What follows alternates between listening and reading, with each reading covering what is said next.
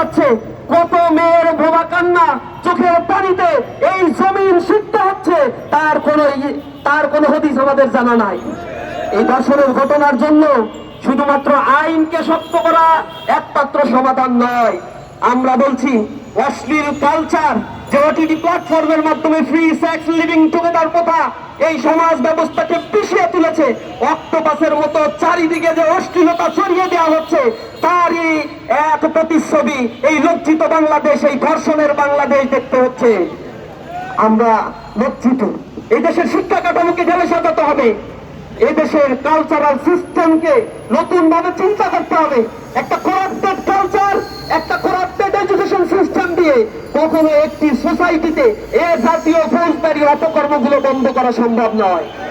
আমরা দেখেছি ইসলামিক যে দেশগুলো রয়েছে, মুসলিম কান্ট্রিগুলো আপনারা লক্ষ্য করবেন, ধর্ষণের পরিমাণ নেগেটিভে রয়েছে, জিরো। সেখানে ধর্ষণের কেস খুবই রেয়ার। কিন্তু পশ্চিমা যে কালচার, যে সংস্কৃতি রয়েছে, অথবা আমাদের মতো এই প্রাচ্যের কালচারের এই দেশগুলোতে ধর্ষণের ঊর্ধ্বমুখী অবস্থান আপনারা দেখতে পাবেন।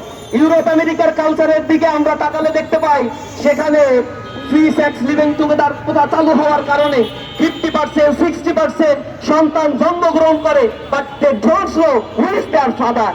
তাদের বাবার পরিচয় তারা